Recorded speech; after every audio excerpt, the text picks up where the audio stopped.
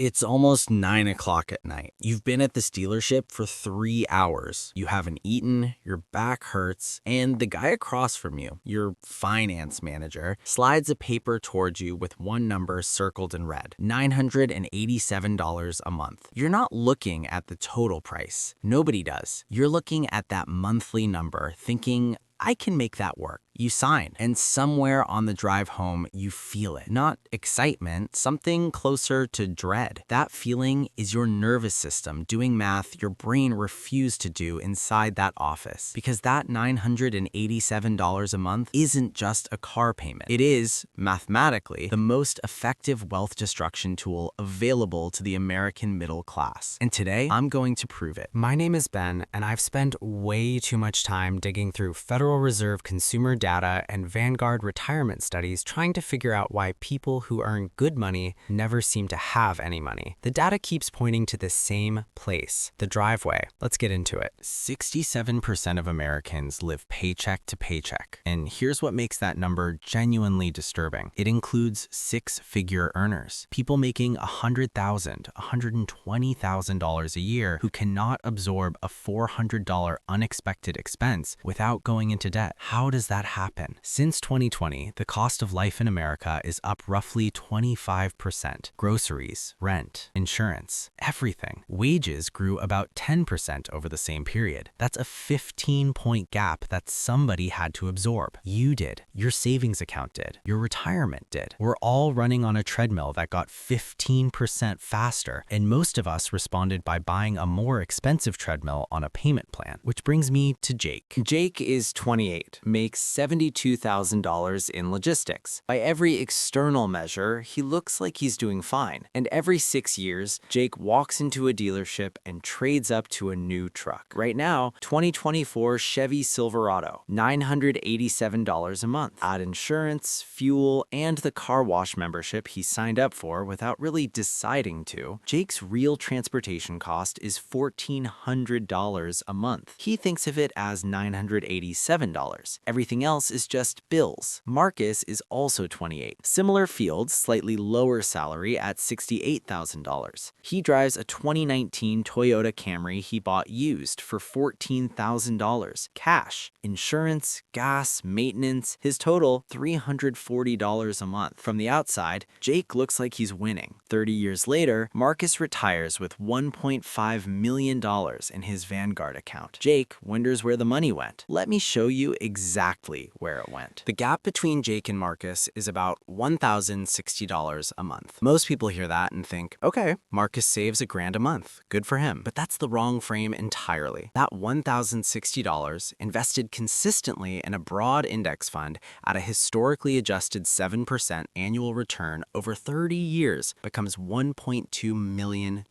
Not lost in a crash, not stolen, quietly signed away at 9 p.m. because the payment seemed manageable. Here's the number I need you to actually sit with. Every $1 of monthly payment costs you approximately $4 in future wealth. That $987 truck payment isn't $987. In terms of what it actually costs you over a working lifetime, you are paying $3,948 a month in future net worth to drive something new. That's not a car payment. That is a voluntary wealth tax paid directly to General Motors. And Jake does this 5 times. Each cycle resets the compounding clock. The truck doesn't just cost Jake money. It costs Jake Marcus's entire retirement. So if the math is this clear, and it is, it's basic arithmetic, why does Jake keep signing? 2 reasons. The first is what researchers call the bandwidth tax. When you're financially stressed, your brain has less capacity for abstract thinking. Concepts like opportunity cost and 30-year projections are cognitively expensive. Your exhausted brain defaults to the most legible number available, the monthly payment. The dealership knows this. The entire financing model of the auto industry is built on this. They don't advertise the price. They advertise the payment because the payment fits inside a tired brain. The total cost of ownership does not. The second trap is the exhaustion tax. Money spent not because you want the thing, but because you're too depleted to do the harder thing. Jake's life feels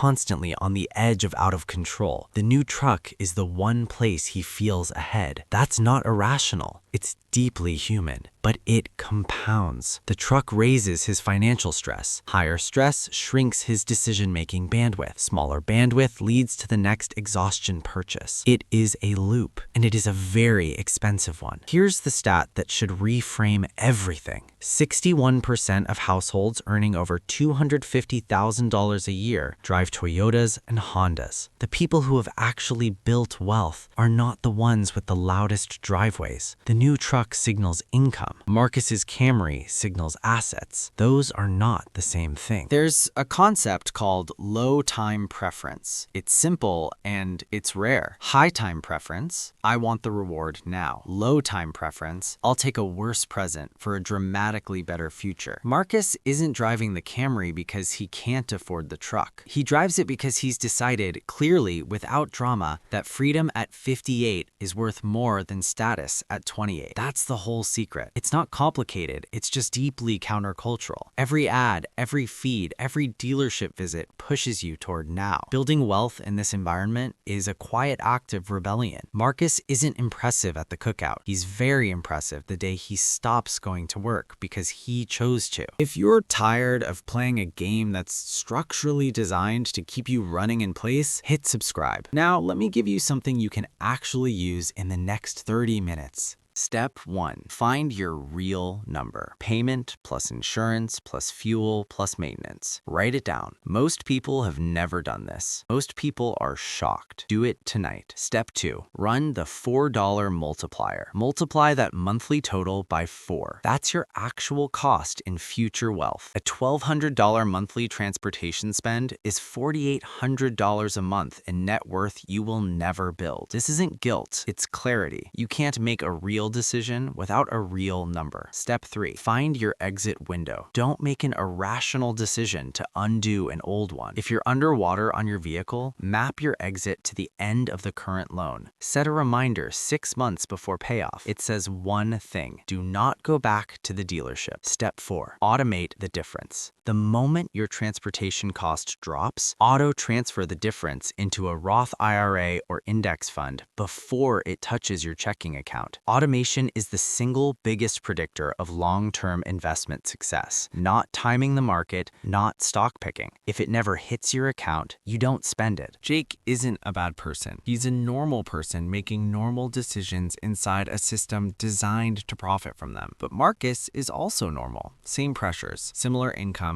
same culture. The only difference is that Marcus decided to be boring on purpose, unremarkable in the driveway, so he could be remarkable on the balance sheet. Your car is not your identity. Your compound interest, though, that actually changes your life. Drive boring, build something real. See you next week.